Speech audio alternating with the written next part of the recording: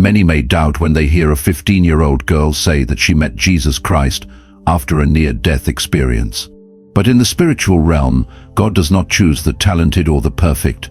He chooses broken hearts, pure souls, and those who repent to deliver his message. The story of this young girl today is a vivid testament to that truth. Through her near-death experience, she witnessed the boundary between heaven and hell. But more importantly, she was warned about 3 shocking events that will happen right here in the United States before 2030. These are not just prophecies, they are a powerful wake-up call for all of us. What are these 3 events? What can we do to prepare? Watch the entire story to find the answers and learn how to keep your faith strong amid the challenges ahead. You can start today by leaving a comment saying Amen along with your name and the city where you live as a heartfelt commitment. Our mission is to spread this truth as widely as possible this year to warn about these great upcoming events. If you can, please support us with a super thanks so this mission can reach more people. Now, please listen to the testimony of this young girl. My name is Ellie, and I'm 15. I live in Seabrook, where the ocean's song is never far. Its waves a constant hum beneath my days. My father is a man of few words, his silence a steady anchor, while my mother's laughter often dances over the worry etched in the lines around her eyes. My brother Sam is 8, all boundless energy and questions, his small hand often tugging at mine. Our home sits near the coast, close enough that salt lingers in the air, and I've always felt the sea calling me, pulling at something deep with saucy. I carry a camera everywhere, chasing the waves. I perch on cliffs or wade into shallows, snapping photos as the surf crashes. People call it reckless, dangerous, but to me, it's like breathing. My pictures are never perfect, always tilted or blurred, capturing the sea's wild heart rather than its beauty. They don't win contests, but I don't care. Each frame holds a piece of me, a moment where I'm free. Only Liam, my quiet friend, seems to understand. Once, as we sat on the beach, I showed him a photo for Topaz's, waves frozen mid-roar. Strange, right? I asked. He studied it, then said softly, no. They're sad, like they're reaching for something. His words stayed with me, a truth I couldn't name. That morning felt like any other Saturday, the sky a clear, endless blue, sunlight spilling over Seabrook's grey roofs, softening their edges. Yet a restlessness stirred in me, a hum beneath my skin I couldn't shake. Liam and I set out, tracing a familiar path through an old pine forest, the trail narrow and dappled with light. The air was sharp with salt, pine resin, and damp moss, grounding me even as my thoughts wandered. Liam followed, his steps steady, the crack of twigs under his boots a quiet rhythm behind my own. We reached the cliff as the sun climbed high, its warmth battling a creeping chill from the horizon. Clouds gathered, heavy and grey, stirring the wind into restless gusts that tugged at my hair. Below, the waves churned, their crashes louder, wilder, pulling at my heart. I stepped toward the edge, my boots finding a narrow ledge of rock safe, I thought, though the sea's roar drowned my caution. The wind howled, sharp and strange, as I knelt, adjusting my camera, waiting for the perfect wave. 1, 2, 3. I pressed the shutter, capturing the spray's arc. A gust slammed into me, fierce, unyielding. My foot slipped, whetstone betraying me. I clawed at moss, slick and useless. Time unraveled. I fell, the world a blur, the sea's call now a scream. Tom's desperate shout cut through the roaring wind, growing faint as my body collided sharply with something, perhaps a jagged rock. The impact sent a fierce jolt through me, stealing the very breath from my lungs. Darkness enveloped me swiftly, suffocating and absolute. Yet, just before the world slipped entirely away, a different kind of light burst forth, not harsh like the sun, but a pure, radiant glow, as if the very pain I felt was dissolving into brilliance. In that moment I felt both the terrifying sensation of falling and the uplifting pull of rising. Fear gripped me tightly, but beneath it all, a strange and gentle whisper echoed within, "You are not alone." When my eyes opened, it was not in the way of flesh and bone. There was no body to anchor me, no lids to lift. From this weightless vantage, I looked down and saw myself a fragile, broken figure lying still on a jagged rock. Blood pooled beneath my soaked coat, my hair was scattered across my pale cheek, and my eyes stared blankly into nothingness. I wanted to scream, to reach out to Tom, who knelt beside me, his face wet with tears, pressing his jacket desperately against my wound. His hands trembled, stained red, as he begged, "Lily, stay with me." But his voice was a distant echo, carried away by the relentless wind. The faint wail of an ambulance siren drifted in the background, a reminder that time moved on, while I floated weightless and untethered from the world. I tried with all my might to return to my body, but instead my thoughts transformed into wings, lifting me higher and farther away. I became a stranger to myself, watching the scene below unfold like a slow-motion film, silent and unreal. Then, a soft but irresistible force began to pull me upward. It was not violent or abrupt, but tender, as if I were being drawn home to a place I'd always known, even if I had never named it. Terror surged within me. Where am I going? But beneath that fear was a steady calm urging me to surrender. Trust. Let go. I allowed myself to drift, feeling time dissolve into nothingness. Around me, colors blossomed, soft golds that shimmered, deep blues that sparkled like precious gems. A voice reached me, not through sound, but deep within my soul, stirring something ancient and intimate, my daughter. A tunnel of light opened before me, warm, inviting, and gentle, not blinding or harsh. Inside that glow, fear and peace waged a quiet battle. Slowly I stepped forward, my heart melting into the embrace of the light. In that moment I knew without doubt I was known. I was held. I was home. And then he was there. No trumpets sounded, no choir sang. It was simply him, Jesus. Not the painted figure with flowing hair or golden robes, but a man radiant with quiet strength and timeless presence. His face was both ancient and youthful, and his eyes, deep as oceans, held every secret of my heart. His presence was like fire, gentle but fierce, wrapping me in a love that stretched beyond time and space, a love without end. He called my name, Lily. His voice was like a melody woven from starlight, resonating deep within my core. Tears streamed down my cheeks as I stammered the question that hung heavy on my lips. Am I dead? He smiled, then a smile so warm it banished all fear. Though I could not hear his words aloud, they whispered clearly in my mind, "Your body lingers on the edge, Lily. But your soul is here with me, because there are truths I must show you and a mission you must share." I trembled at the weight of his gaze, feeling utterly unworthy. Me? A girl who chases waves and dreams by the sea. Yet his eyes held me steady, unwavering, as though I were his only concern in the vast universe. "What you will see," he said softly, his voice like a refreshing stream washing away my doubt, "is heavy. But do not fear. I reveal these things to awaken hearts. The world sleeps, Lily. You will be the one to call them to rise." In that sacred moment I felt a spark ignite within, a light born from purpose and courage. Fear gave way to resolve. The light around us pulsed with eternal grace, and I knew I stood on the threshold of something divine. The air around me felt weightless, as if I was suspended in a realm untouched by gravity or time. I stood beside Jesus, his presence a quiet anchor in this ethereal space, like a balcony perched beyond the stars. Below us, earth hung in the void, a radiant orb of deep blue and swirling white, spinning silently as if cradling a fragile peace. Its beauty stole my breath, continents etched in gold by the sun, oceans shimmering like sapphires. I wanted to reach out, to trace its curves, but Jesus' gentle gaze held me still. "Look closely, Lily," he said, his voice soft yet resonant, like a melody carried on a breeze. "See what is to come." The scene shifted, and the earth's serenity shattered. The oceans, once serene, began to churn, their surfaces rippling with an ancient fury. It was as if a beast, long dormant, had stirred from its slumber, its roar echoing in the crashing waves. The seas rose, fierce and unrelenting, their waters surging over coastlines with a hunger that spared nothing. I watched, my heart pounding, as New Orleans succumbed to a black storm, its streets swallowed by a torrent that tore homes from their foundations. Rooftops floated like scattered leaves, bobbing in the murky deluge. Venice, that delicate city of canals and dreams, sank into a wasteland of rushing currents, its spires vanishing beneath the flood.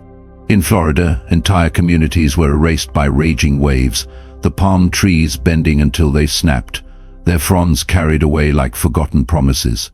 Far across the Pacific, tiny islands where children once laughed and wove necklaces from shells dissolved into the sea, leaving only whispers of their existence. I trembled, my chest tight with the weight of what I saw.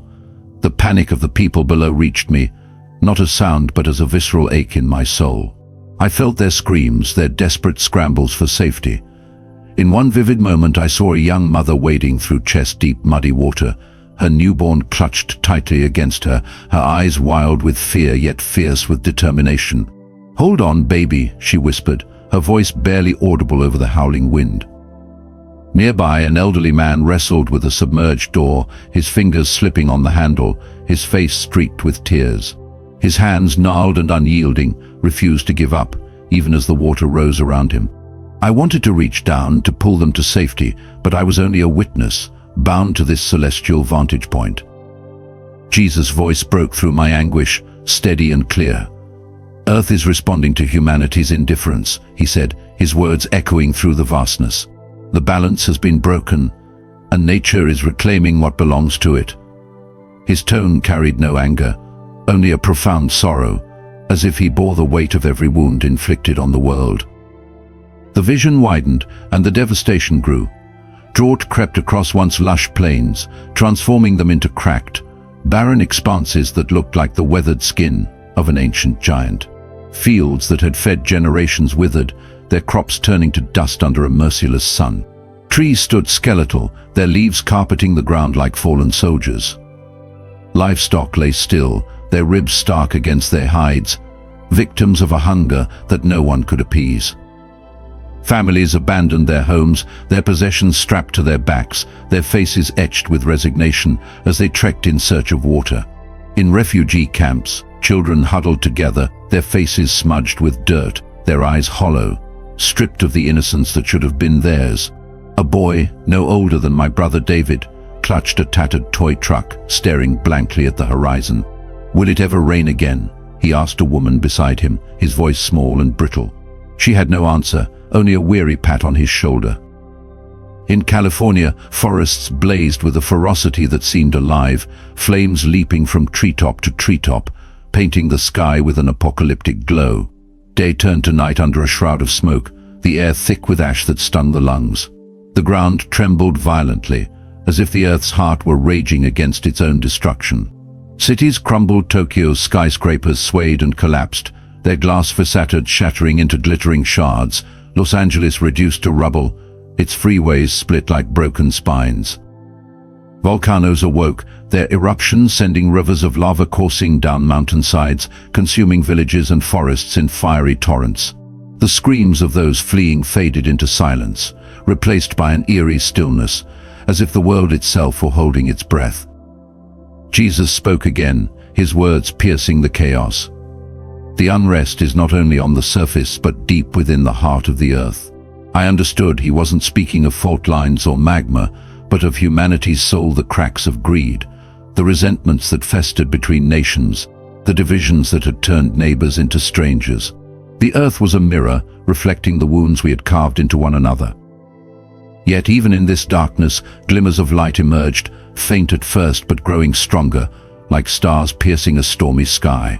I saw a black man, his clothes soaked, carrying an elderly white woman through floodwaters, her frail arms wrapped around his neck.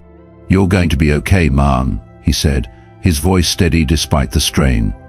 In a refugee camp, teenagers shared their last slices of bread, their laughter defying the hunger in their blilis. Strangers, separated by language and culture, clasped hands in prayer, their voices rising in a shared plea for hope. Nations that had once aimed weapons at each other now sent ships laden with food and medicine, their flags flying side by side. The boundaries of them and us dissolved, replaced by a fragile but resilient we. Young people, barely older than me, worked tirelessly in the ruins, building shelters from salvaged wood and metal, their hands blistered but their spirits unbroken. In a muddy field, a girl knelt, planting seeds saved from her family's last harvest, her face lit with determination. "These will grow," she murmured, as if speaking to the earth itself. Gardens began to sprout, tentative green shoots pushing through the ash, a testament to hope that refused to die. Jesus' voice softened, a warmth threading through his words. "In the most challenging trials, the seeds of compassion and unity will sprout strongly. Many will find me by finding each other." Tears streamed down my face, hot and unstoppable. There was something achingly human in these scenes of loss and renewal, as if the fragility of life had torn open a gate through which true love could flow. I felt Jesus' sorrow, not as judgment but as the grief of a father watching his children stumble, yet trusting they could rise again. The vision lingered, a tapestry of destruction and redemption, and I knew this first event was not just a warning but a call to see the earth not as a resource to plunder, but as a living reflection of our collective heart. The light around us shifted, its golden warmth dimming to a cool, silvery glow, as if the universe itself were drawing a breath. Jesus stood beside me, his presence steady, his eyes fixed on the earth below. The scars of the climate crisis still lingered in my mind, the flooded cities, the burning forests, the resilient sparks of human kindness. But now, a new vision unfolded, one that felt closer, more intimate, as if it reached into the very pulse of daily life. "Watch, Lily," Jesus said, his voice calm, but weighted with purpose. "See what happens when the towers of man's pride fall." The scene materialized, a city alive with light, its skyline a constellation of glowing skyscrapers, their windows blazing against the night. Streets buzzed with energy, neon signs flickered, cars streamed in orderly lines, their headlights carving paths through the urban maze. Billboards flashed advertisements for gadgets and dreams, while smartphones in every hand connected people to a world beyond their reach. It was a symphony of progress, a testament to humanity's ingenuity. I recognized this world, so familiar, it could have been my own, where screens mediated every interaction, where convenience was king. Then, in an instant, it all stopped. The lights went out, not gradually but all at once, as if a giant hand had flipped a switch. Skyscrapers became dark monoliths, their silhouettes stark against a moonless sky. Streetlights flickered and died, plunging intersections into chaos. Traffic lights went black and the screech of tires mingled with the blare of horns as drivers swerved to avoid collisions. Sirens wailed, a desperate chorus cutting through the night, while pedestrians stumbled, their faces lit only by the faint glow of now useless phones. The financial system froze, ATMs spat out error messages, online banking portals vanished into digital limbo. The internet, that invisible web binding the world, unraveled, leaving silence where there had been constant chatter. I felt the shock ripple through the city, a collective gasp of disbelief. People stood frozen, clutching devices that had become lifeless bricks.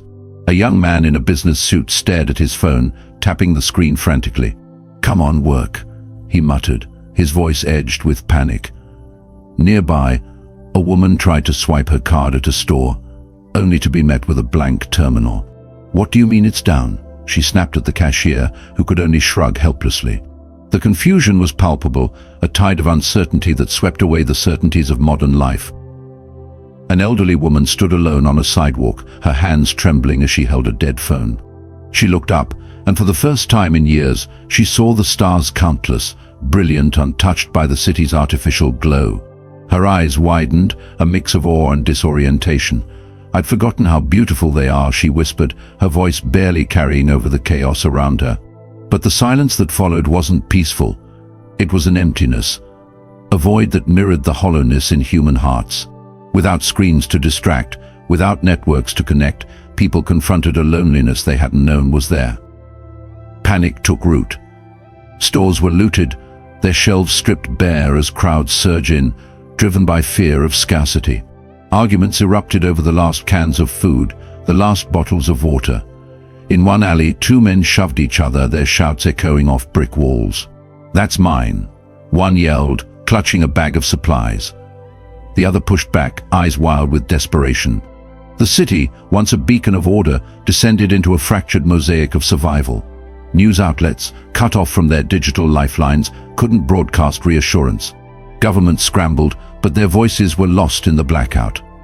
The world felt unmoored, adrift in a sea of uncertainty. Jesus' voice cut through the turmoil, steady and resonant. Humanity has built towers based on convenience and virtual connections, but forgotten the foundation of true connection, he said. When those towers shake, the emptiness is revealed. I understood his meaning. This was no mere power outage, it was the collapse of a modern Tower of Babel, a monument to human pride built on the fragile scaffolding of technology. We had traded deep relationships for fleeting likes, authentic community for virtual followers. The loneliness I saw wasn't new, it had been there all along, masked by the hum of machines. Technology, meant to bridge distances, had instead become a wall, isolating souls even in crowded cities. Yet, as the chaos unfolded, I saw glimmers of something else, like candles flickering in a storm. People began to step out of their homes, leaving behind the dead screens and silent devices. In a small neighborhood, families gathered around a fire pit, their faces lit by the warm glow of burning logs. They shared what little food they had: bread, apples, a jar of jam, passing it around with quiet smiles. "Haven't done this in years," a man said, his voice soft as he handed a slice of bread to his neighbor. Laughter broke out, tentative at first, then hearty, as stories replaced the silence. An older woman, her hair silver under the starlight, told tales of her childhood, her words weaving a tapestry of memory that drew everyone closer. In another street, a man noticed his elderly neighbor struggling with an overgrown lawn, the grass tangled and wild without electric mowers. Without a word, he fetched a pair of shears and began cutting, his hands steady despite the ache. "You didn't have to do this," the neighbor said, her voice thick with gratitude. He shrugged, a grin breaking through the sweat on his face. "What else am I going to do? Stare at a blank screen." Children, freed from their tablets, spilled into yards, their hands busy with sticks and string, crafting toys from whatever they could find. Their giggles filled the air, a sound purer than any notification chime. Evenings transformed, no longer dominated by the blue glow of screens but alive with music and connection. In a park, a group of teenagers found an old guitar, its strings slightly out of tune but playable. They strummed melodies, their voices rising in songs of hope and longing. Others joined, some singing, some clapping, until the park became a sanctuary of shared humanity. I saw couples walking hand in hand, really talking for the first time in months, their words unfiltered by texts or emojis. The world, stripped of its artificial light, began to rediscover the light within. Jesus smiled, his voice warm and resonant. "When the artificial light goes out, many will see my light more clearly," he said. "In the silence, free from the world's noise, they will hear my call." I felt the truth of his words, a truth that linked this vision to the climate crisis before it. Just as the Earth's upheaval had revealed both destruction and compassion, this collapse of technology exposed the fragility of our modern idols, but also the enduring strength of human connection. The seeds of hope, planted in the ruins of the first event, were now sprouting in the darkness of the second, preparing the world for what was to come. When Jesus revealed the third event, the world trembled under a new and unseen threat, not merely a physical illness, but a deep spiritual plague that spread like wildfire. This was no ordinary sickness, it infiltrated minds and hearts, casting a shadow far darker than any disease. Around us the light dimmed further, taking on a somber, twilight hue as if the entire planet bore the scars of this invisible battle. Jesus stood beside me, his presence a steady beacon amidst the gathering darkness. The echoes of the earlier visions, the Earth's cries from floods, the chaos of blackouts, and the sparks of human kindness still lingered, but this new vision felt heavier. It reached into the very core of humanity's soul, and in his eyes I saw a sorrow so profound it seemed to carry the weight of centuries. "Lily," he whispered gently, "this is the third trial. Watch closely and understand." Below us the world shook under the grip of an invisible storm, a pathogen that was as much spiritual as physical. It moved with terrifying speed, leaving no place untouched by its influence. The symptoms went beyond fever and cough. They twisted reality itself, breeding delusions, poisoning trust, and instilling a fear so paralyzing it turned hearts to stone. Cities still reeling from floods and blackouts now faced a new desolation. Streets fell eerily silent, windows were shuttered and curtained tight, and neighborhoods became ghost towns. People peered anxiously through glass panes, their eyes narrowed and suspicious, seeing threats lurking in every passerby. The fragile warmth of human connection, briefly rekindled after the blackout, was now suffocated by creeping dread. I felt the crushing weight of their fear, a pressure that squeezed the very air from my lungs. A man stood on his doorstep, eyeing a neighbor passing by with a grocery bag. "What is he hiding?" he muttered, gripping the doorframe tighter. Across the street, a mother yanked her children indoors with a sharp command, "Stay away from the windows," as if the very air was toxic. Affection once freely given was replaced by cold distance, defensive glances and tightly closed doors. Families huddled inside, voices reduced to whispered fears, and trust slowly eroded by the insidious touch of the plague. Desperate to regain control, governments imposed sweeping restrictions, lockdowns that confined millions, social distancing that emptied once bustling public spaces, and travel bans severing ties between nations. Yet these barriers meant to protect only deepened isolation. Fear seeped into every soul, transforming people into pale, drawn shadows haunted by nameless terrors. Invisible dark forces exploited this panic, sowing discord through false information and malicious rumors. Social media, partly restored after the blackout, became a battleground of lies, each post widening the rift between communities. Trust crumbled not just in institutions or science, but in the very fabric of human kindness. The world fractured, not by borders, but within hearts, tearing apart families and friendships with a cruelty sharper than any blade. I saw a brother and sister locked in bitter argument in a cramped apartment, their voices rising over a flickering news report. "You can't believe that," the brother shouted, pointing at the screen. "They're lying to us." The sister's tears fell as she retorted, "You're the one who's been fooled." In another home, a lifelong friendship shattered over a single misunderstood message. This divide was not merely political or social, it was a gaping chasm in the soul itself, a wound bleeding trust and hope. I felt Jesus' pain reflected in his eyes, a grief so profound it encompassed every broken bond and shattered promise. His voice was steady but heavy with warning. "The sickness of the body can be healed," he said, "but the sickness of fear and division within the soul is the most destructive." He warned, "There will be those who shepherd that fear, leading my flock astray." His words were a clarion call, urging vigilance not only against the plague itself, but against the deeper malaise it fueled, a loss of faith, a turning away from love. Yet even amid this bleak landscape, I saw flickers of light, fragile but unyielding, like fireflies flickering in a moonless night. In overcrowded hospitals, exhausted doctors and nurses worked tirelessly, their faces etched with fatigue but their hands steady with compassion and purpose. A nurse, her mask fogged with breath, gently held the hand of an elderly patient, her touch a silent promise of care and presence. "You're not alone," she whispered, her voice muffled but warm. Volunteers with no medical training brought supplies to isolated homes, their knocks on doors a quiet rebellion against the fear that kept others locked inside. In one city, teenagers organized food drives, their backpacks heavy with canned goods, their smiles shining like beacons in the darkness.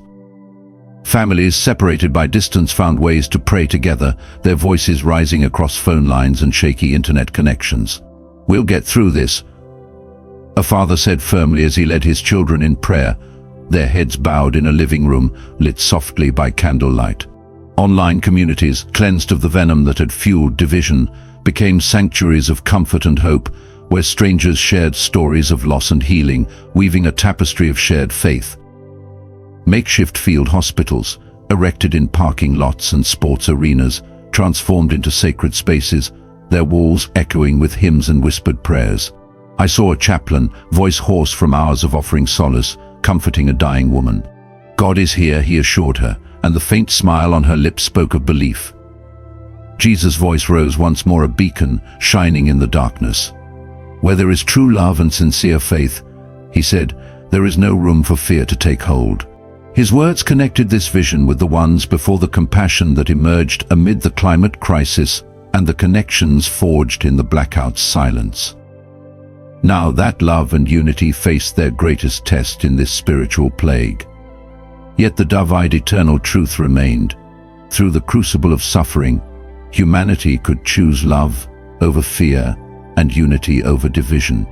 The flickers of light I saw were not isolated. They formed part of a growing constellation, a promise that even this trial could be overcome. My heart ached, torn between the anguish of the world's divisions and the hope of its redemption. The vision lingered as a stark reminder of the fragility of human bonds and the strength of those who refuse to let them break.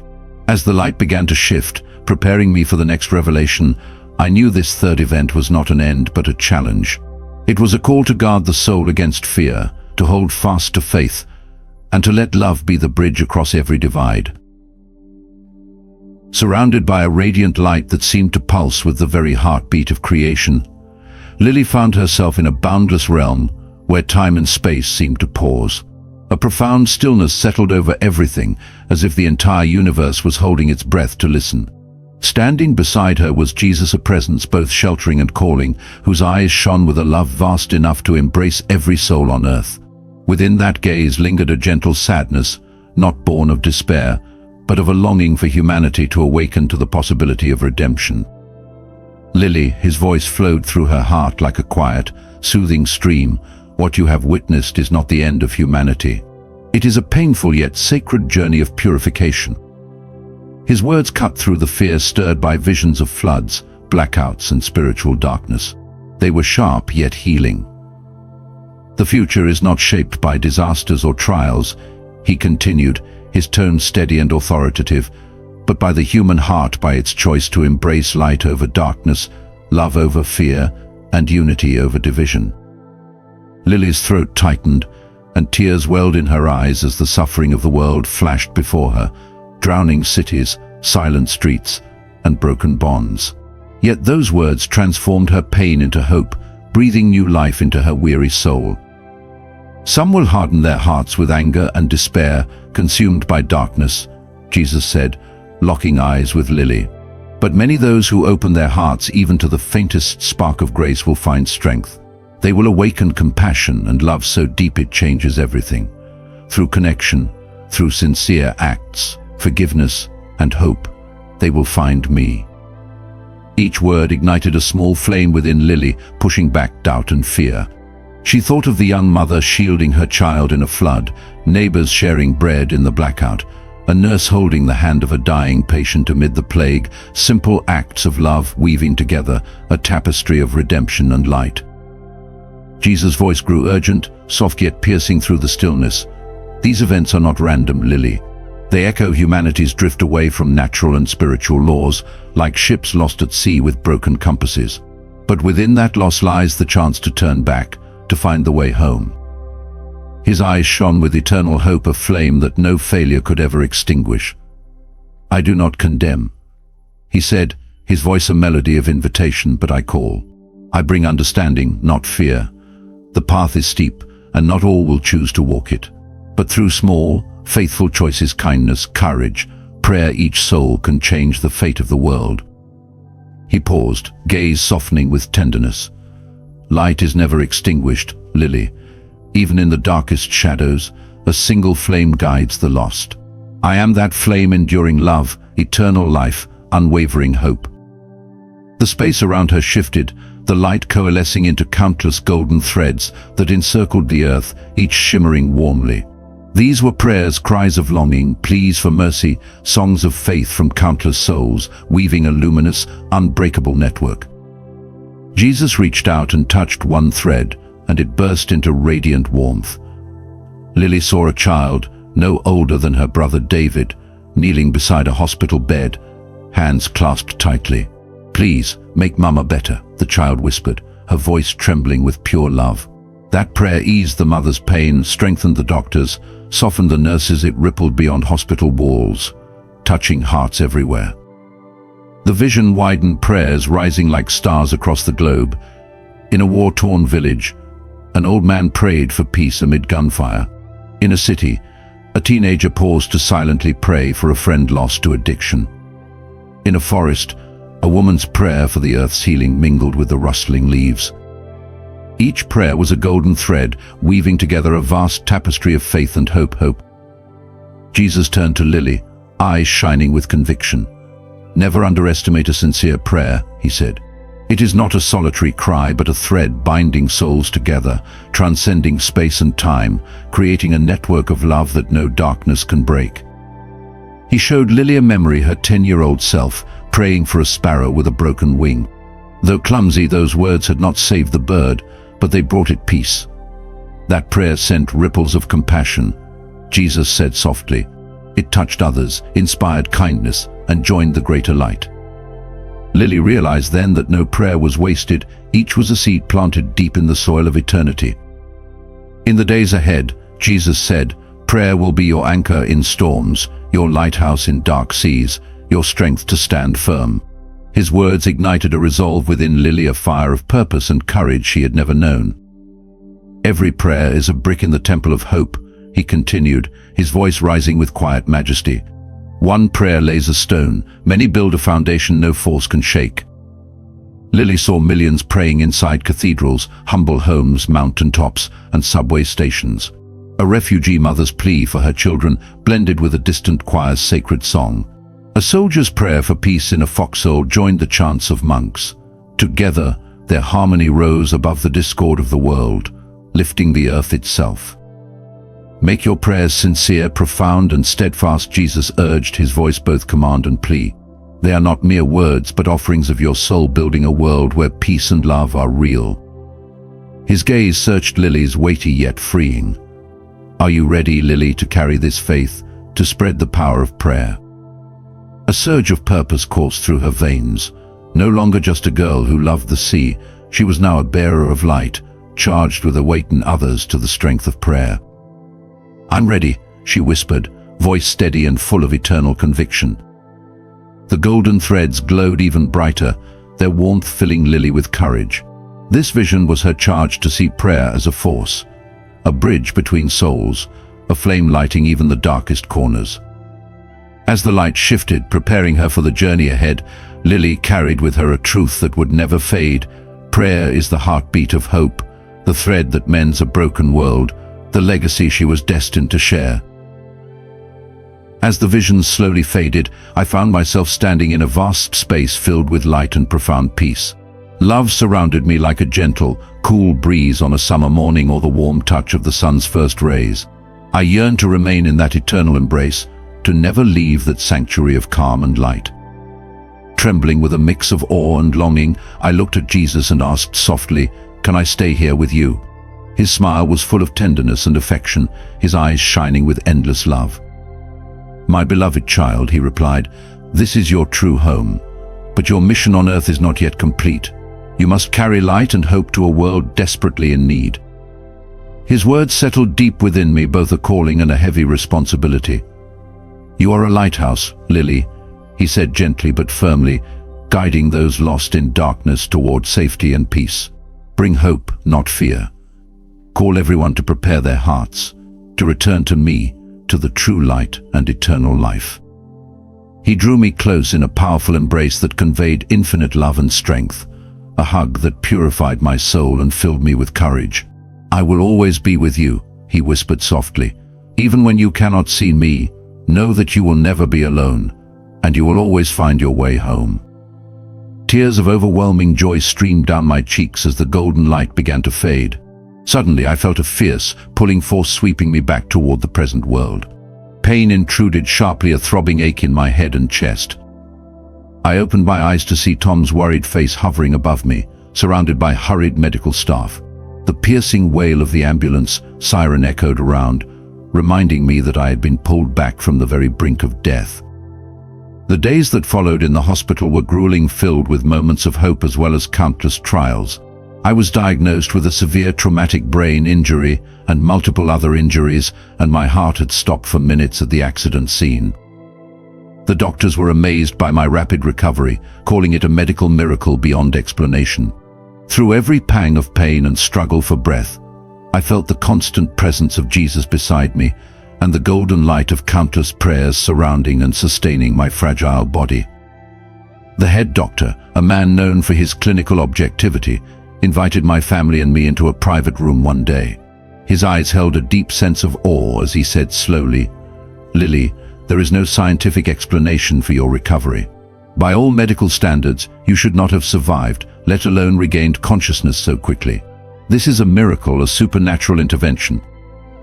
At that moment I knew with certainty that the love, the prayers and the light from my vision had healed not just my soul, but also my physical body.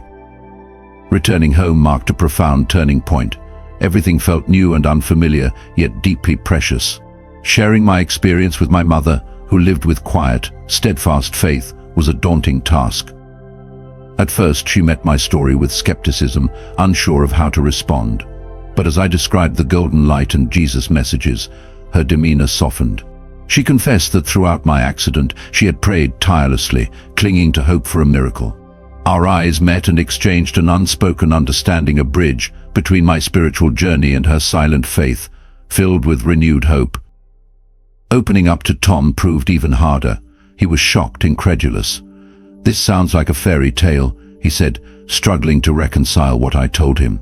But as I spoke honestly and sincerely, sharing the depth of what I had experienced, he began asking questions.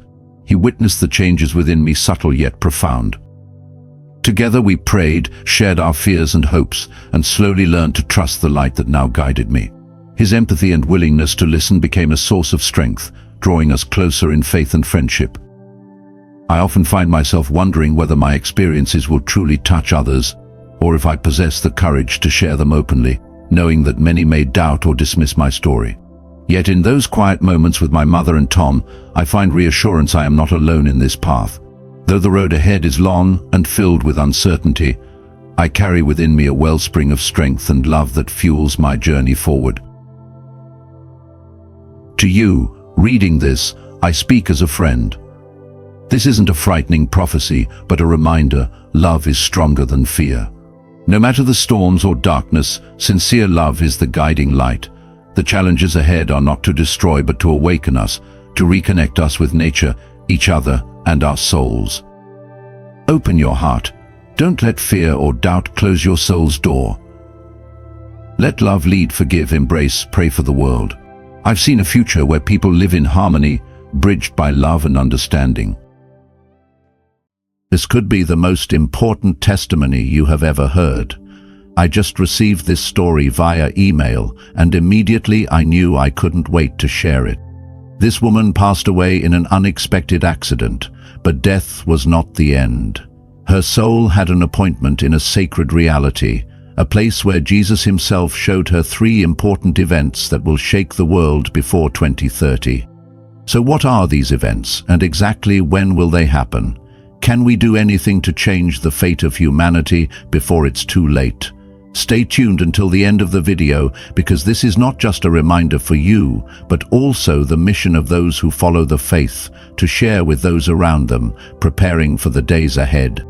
Before we begin the story, remember that God is always with those who seek Him with all their hearts. Leave a comment with your name and the city you live in as a declaration before heaven, so that He knows you and the prayers within your heart. And don't forget to like and subscribe, because it's not just a way to support building the community, but an act of obedience to God's call. Now, let's listen to her testimony. My name is Veronica Hale. I am writing this testimony not to seek fame, but because I firmly believe that time is running short and the people of God need to be prepared. I used to be a physical therapist working at Hopewell Medical Center in Denver for nearly 2 decades. I had witnessed both miracles and loss in the hospital room, but nothing in all those years could have prepared me for that fateful morning. That day began like any other. After a nearly sleepless night worrying about my son's graduation speech, I decided to go for a run earlier than usual to shake off the pressure. At 4:30 a.m., the streets in the Denver suburbs were nearly deserted, with only a few streetlights piercing through the light fog. The early autumn air was cold and fresh, which made me feel somewhat better. I remember clearly looking at the watch on my wrist. It was 4:47 a.m. I was crossing a small intersection, a road I had gone through countless times, when a strange feeling rose up inside me. I wasn't sure if it was intuition or simply fatigue, but for a moment I stopped and took a deep breath. The sound of my footsteps echoed lightly on the damp pavement. There were no horns, no engine sounds, only the gentle wind and the steady rhythm of my own breathing. Then suddenly the headlights of a car speeding around a bend ahead blinded me.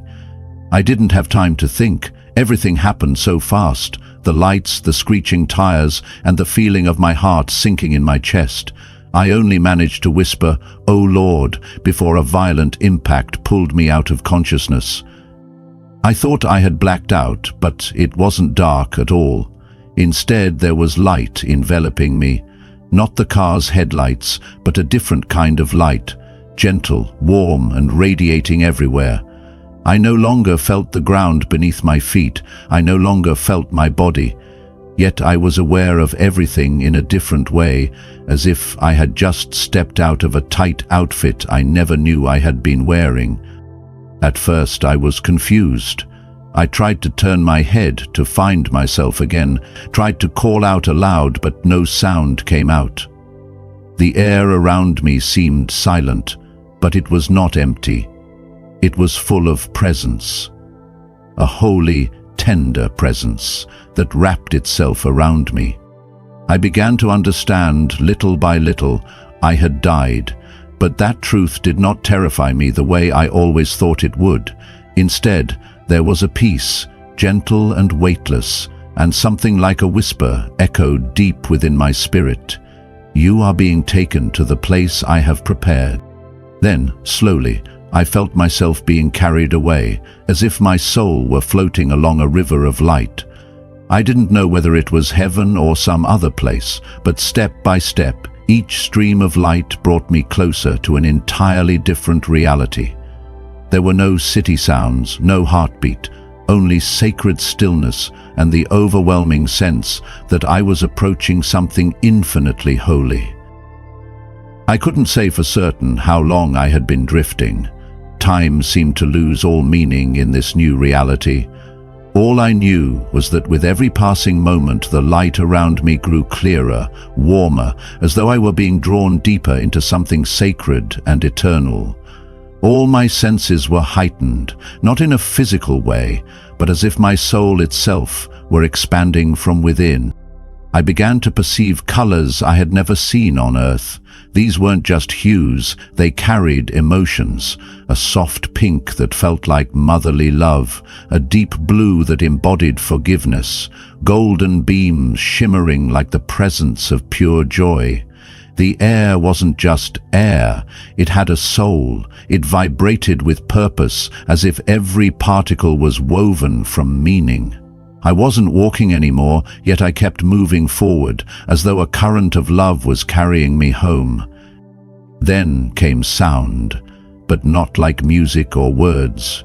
It was a kind of sound only the soul could hear, like the songs of millions of spirits in perfect harmony, like praise stitched together from light.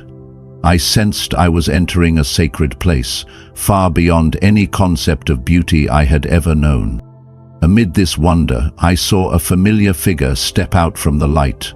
It was my grandmother, Ruth, who had passed away when I was 12, but she no longer appeared aged. She was radiant and young, as if in her 30s. Her face glowed with a supernatural brilliance, yet that smile, that look in her eyes, unmistakably hers, the woman who first planted faith in my tender heart. "Veronica," she called my name, her voice clear as wind, yet carrying a strange and powerful weight. It wasn't sound traveling through air, but communication straight to my soul. No distance, no barrier, just pure connection. Tears welled up in my eyes. I wanted to run into her arms, to tell her how I had missed her all these years, how her prayers still lived inside me. But before I could even form the thought, she already knew. She lifted her hand and touched my cheek, a touch lighter than air, yet it made me melt completely. In that moment, I understood. In this place, there was no need for words to be understood, no need for language to be loved. "There will be time for questions," she whispered, "but right now, something greater awaits. You have been chosen, Veronica." What you're about to see is not just for you, it's for many. His church must be warned, and you will be the mouthpiece of truth." As she finished speaking, the light around me began to shift. It grew deeper, more alive, as if it were gathering together, and then I saw a silhouette step out from the light. And I didn't need anyone to tell me, I knew exactly who it was. The light around me seemed to gather at one point, deeper, brighter, as if it were embracing something immensely sacred, and then he appeared, Jesus Christ. No introduction was needed, no words were necessary.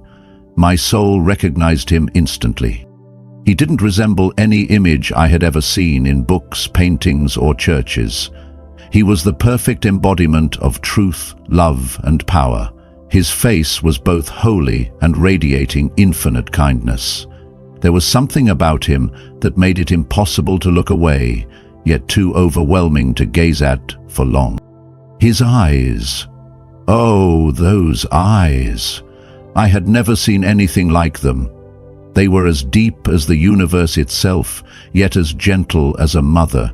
In that gaze, I saw everything: love, forgiveness, justice, and a complete understanding of me.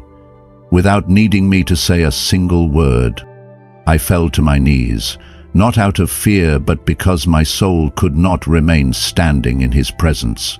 I was no longer a doctor, no longer a mother, no longer any role at all. I was simply a bare soul standing before the one who created me, and I felt loved in a way I had never known on this earth. The love that radiated from him was not the conditional kind we're familiar with.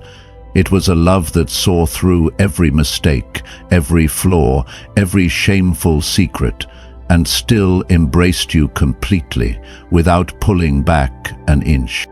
He stepped closer, and his voice rang out, not just in my ears, but deep within my soul. That sound carried absolute authority and a melting gentleness all at once. "My child," he said, and every word echoed like waves flowing through the fibers of my soul.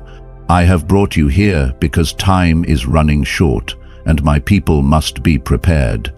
3 events are coming that will shake the very foundations of faith and test the hearts of all mankind." Before I could react, the space around me began to change. The light turned into structure, not matter as we know it, but pure energy forming a vast auditorium. There was no stage, no seats, but every part of the space felt like it was awaiting something monumental. Then, visions began to appear in the air before us. They were vivid, so real that I could feel their sense, their motion, and the emotions pouring from them. Strangely enough, they felt even more real than anything I had ever known on earth. Jesus placed his hand on my shoulder. His touch was not heavy, not hot or cold, but it carried a supernatural weight that made me want to weep. "Look closely," he said.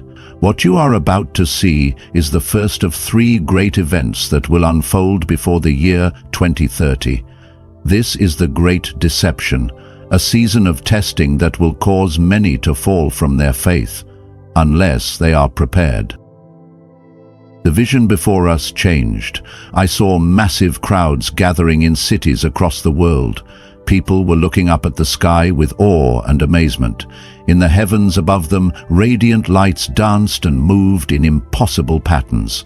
These were not ordinary lights. They pulsed with an intelligence beyond comprehension, forming intricate geometric shapes that seemed to speak directly into the human mind. "What you are seeing," Jesus explained, "is the beginning of the Great Deception.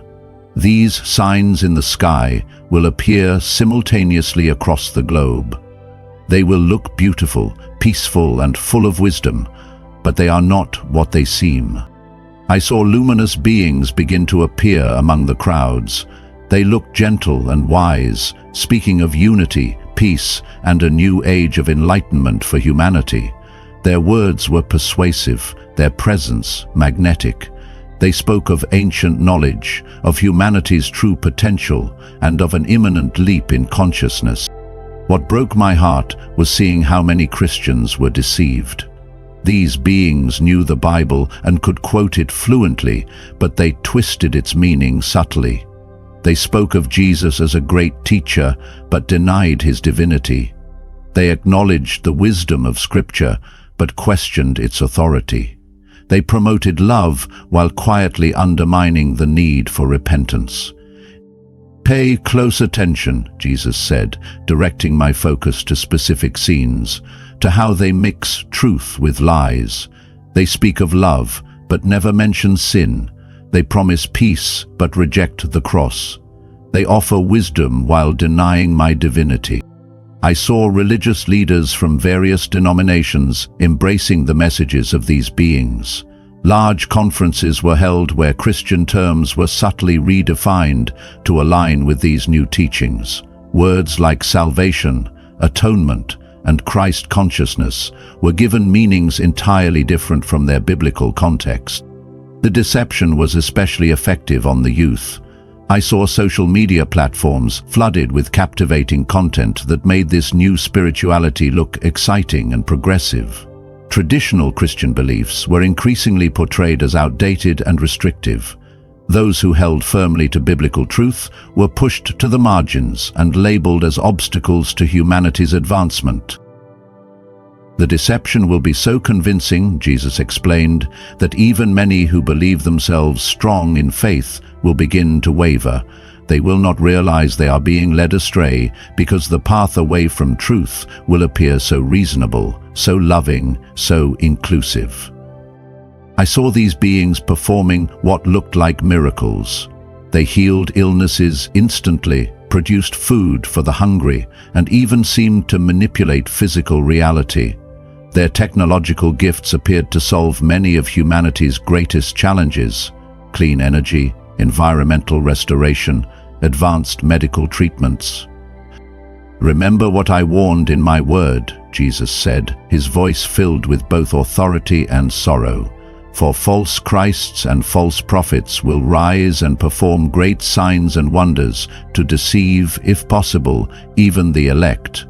These beings will offer solutions to humanity's problems, but the price will be eternal truth." The vision shifted, showing how this deception would infiltrate every area of society. I saw scientists abandoning their skepticism in the face of seemingly undeniable evidence of these beings' superior knowledge. Politicians and world leaders joined together to incorporate the guidance of these entities into global governance. Educational systems were restructured to integrate these new spiritual truths. Major media outlets promoted this new paradigm while subtly sidelining traditional faith. Technology was used to create immersive spiritual experiences, ones that felt real but drew people away from genuine encounters with God. What struck me most was how reasonable it all looked. These were not blatant lies or open attacks on faith. They were subtle distortions, playing on humanity's deepest desires for peace, unity, and purpose. Then Jesus showed me something that pierced my heart. I saw faithful Christians struggling with doubt as their friends and families embraced these new teachings. I saw children questioning the faith of their parents, spouses growing distant from one another, and church communities fracturing under the weight of not knowing how to respond. "My child," Jesus said, turning to me with eyes full of compassion, "this is why I am showing you these things. My people must be prepared. They must know that when these signs appear, they must cling tightly to what they know to be true." Then he gave specific instructions for his followers to prepare for this time. "Tell them to root themselves deeply in my word now, before the storm comes. Many will present convincing arguments and seemingly miraculous signs, but my word remains the standard of truth. It must be hidden in their hearts before the deception begins. Tell them to strengthen their prayer life and their personal relationship with me. In the days to come, many will claim to speak for me, but my sheep know my voice. They must learn to recognize it clearly, starting now. Tell them to build true community with other believers. They will need support and accountability when these trials arrive. The enemy will try to isolate them, but they must stand together. Most importantly, tell them not to fear. These things must happen, but I am still in control. Those who remain faithful to me will be given discernment to see through the lies. As he spoke these words, I felt them engraved into my heart with supernatural clarity. I knew I would never forget them. Then Jesus showed me something that brought hope. Small groups of believers all around the world were holding fast to their faith despite the deception. They were not many, but they shone like beacons in the darkness. "These are my faithful ones," Jesus said. "Those who have not bowed to the spirit of this age. They have chosen truth over comfort, loyalty over popularity. Through them, many who have been deceived will find their way back to me." The vision began to fade, and I felt the hand of Jesus rest on my shoulder once more. "This is only the first of the 3 events you must warn them about," he said. "But now you must return. Remember everything you have seen and heard. Share it with my people. Some will doubt, some will mock, but those who have ears to hear will understand and prepare." I wanted to stay longer. I wanted to ask more questions, but I could feel myself being pulled back. The last thing I remember was the voice of Jesus, filled with love and urgency. "Tell them that I love them. Tell them to hold fast to what they have. Tell them that even when the deception comes, I will never leave them nor forsake them." As the vision of the great deception slowly faded, I felt the presence of Jesus grow even stronger. His hand remained on my shoulder, and waves of his love poured over me, preparing me for what I was about to witness next. "Now," he said, his voice filled with what I can only describe as divine anticipation, "I will show you the second great event, the Great Awakening. For where darkness increases, my light will shine even brighter." The arena of light around us shifted again. This time, I saw something that took my breath away, a wave of pure golden light sweeping across the earth. But unlike the deceptive lights from the first vision, this light emanated from within the hearts of people. "Look closely," Jesus said, "for this is how I will move amidst the deception. When the enemy comes in like a flood, I will raise a standard against it."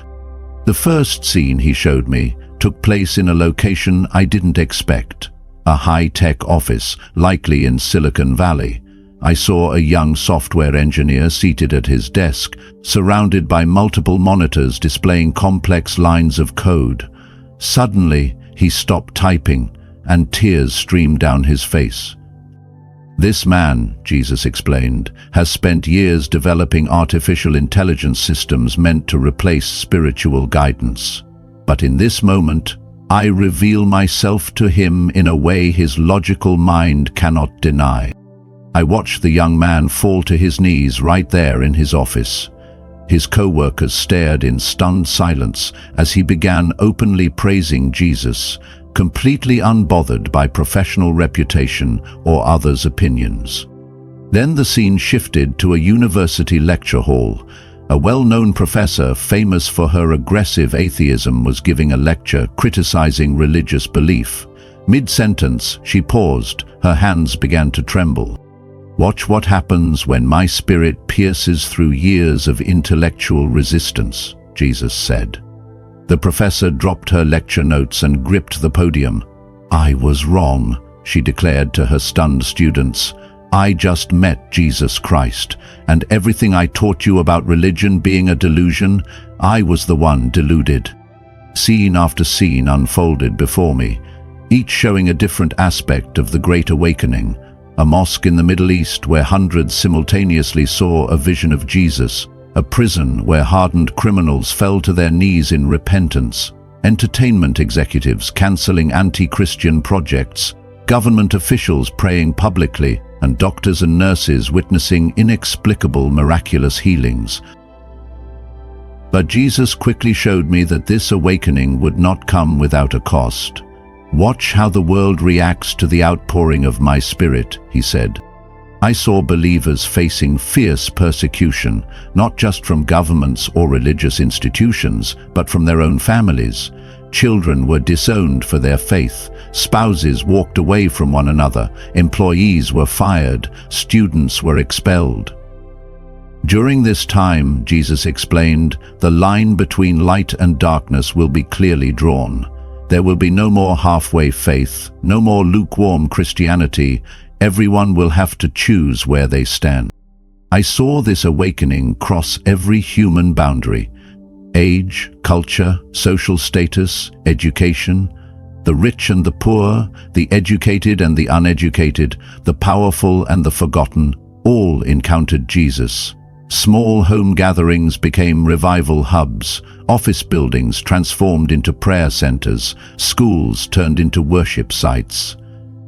Pay close attention, Jesus said, to how this awakening begins in secret places before it ever becomes public. There is a breaking and a repentance that happens in quiet first. I witnessed supernatural gifts being poured out. Some could see into the spirit realm, exposing false doctrines. Some healed the sick. Others discerned truth from lies. A few were given divine wisdom to guide others through the chaos. But all of these were not for self-glorification. They were to serve the spiritual harvest that was coming. I saw children and teenagers filled with power. They testified boldly, without fear, even in the face of harsh opposition in schools and across social media. The young ones who remain faithful during this time, Jesus said, will be given a special grace. They will face unique trials, but they will also walk in unique authority. I saw underground church gatherings overflowing with supernatural joy despite intense persecution. I saw tech developers creating tools to serve and protect the body of believers. Artists, teachers, and business leaders were receiving divine inspiration to transform their industries in holy ways. But Jesus emphasized, this was not a revival built on fame or infrastructure. This was the return of hearts to truth, a wake-up call that tolerated no imitation. A great harvest was coming, but so was a great divide. Many who once carried his name would be exposed, and many who once denied him would be powerfully saved. As the vision of the Great Awakening began to fade, Jesus turned to me with eyes full of both solemnity and love. "Remember," he said, "these three events, the Great Deception, the Great Awakening, and the Great Shaking, are not meant to bring fear, but preparation. Those who know me will be given strength to stand." Then he gave me specific instructions for believers to prepare for these times. Tell them to root themselves deeply in my word now, before the storm comes. Many will present persuasive arguments and perform signs that seem miraculous, but my word remains the standard of truth. It must be hidden in their hearts before the deception begins. Tell them to strengthen their prayer lives and their personal relationship with me. But my sheep know my voice. They must learn to recognize it clearly now. Tell them to build real community with other believers. They will need mutual support and accountability when these trials arise. The enemy will attempt to isolate them, but they must stand together. Most importantly, tell them not to be afraid. These things must take place, but I remain in control. Those who stay faithful to me will be given discernment to see through the lies. As he spoke these words, I felt them carve themselves into my heart with supernatural clarity. I knew I would never forget them. Then Jesus showed me something that pierced my heart with sorrow. I saw faithful Christians wrestling with doubt as their friends and families embraced the teachings birthed from the Great Deception.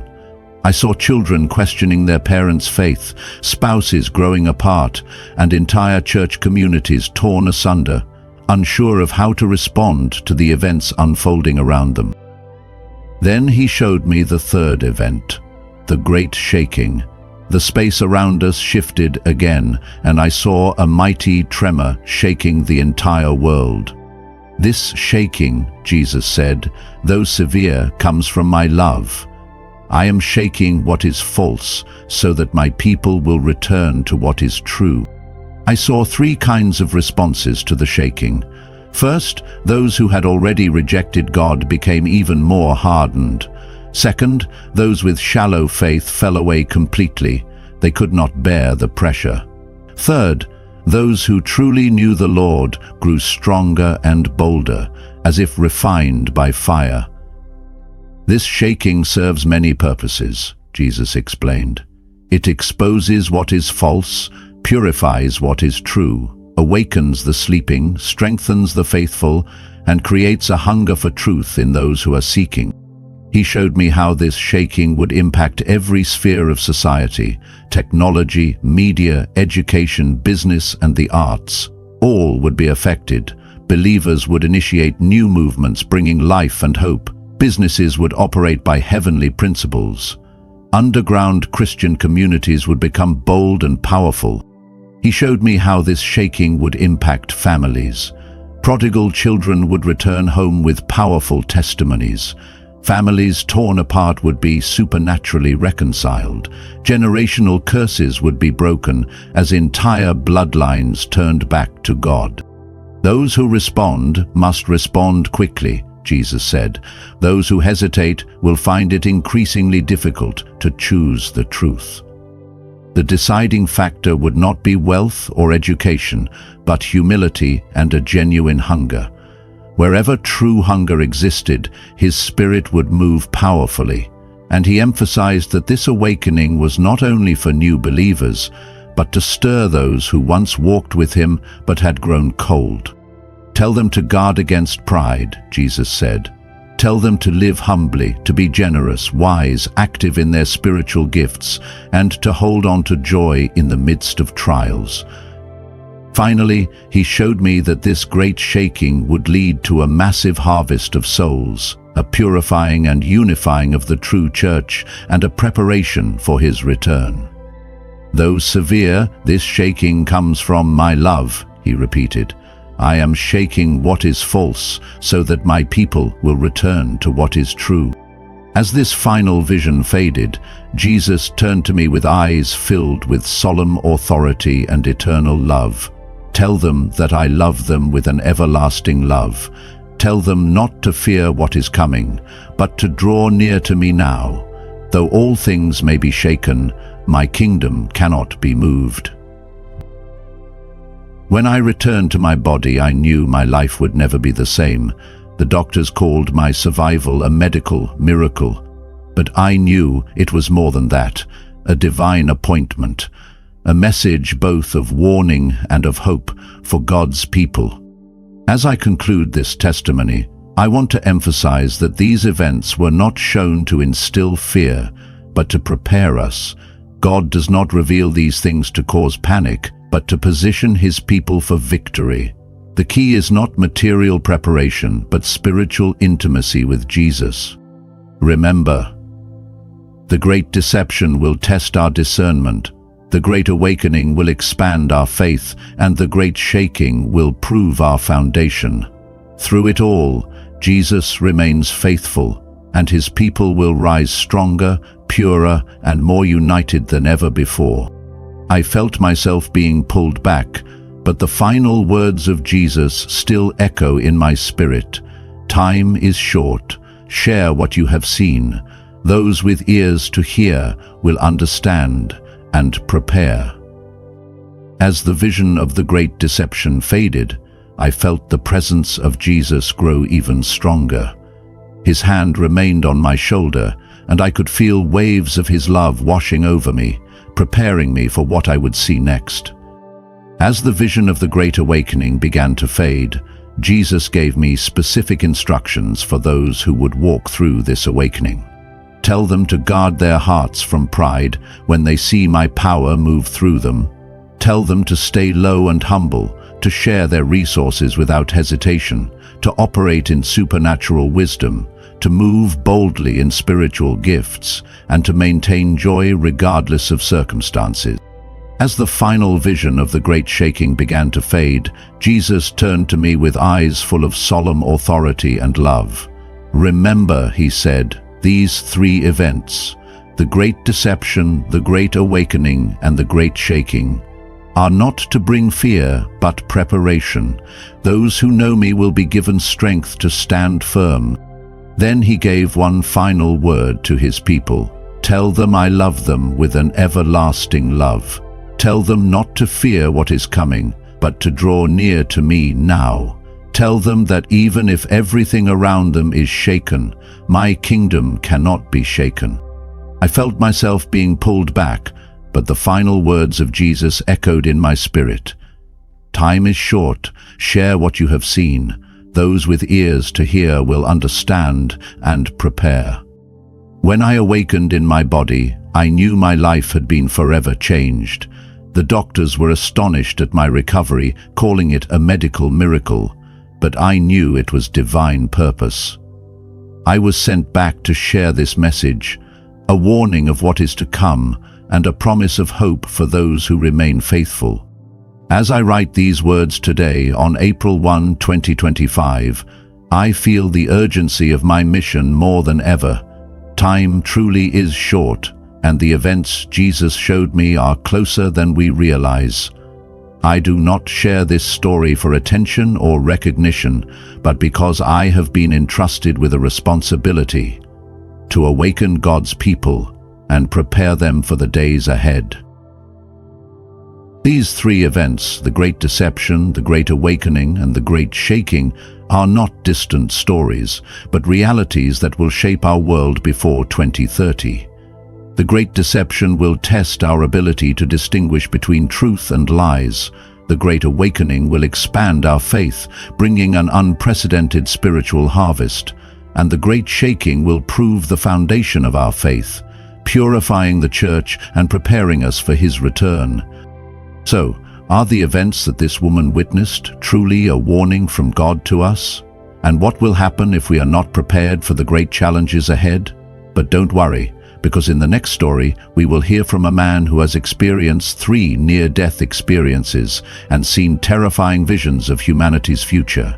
His story will reveal what we need to know and what we must do right now so that we are not left behind.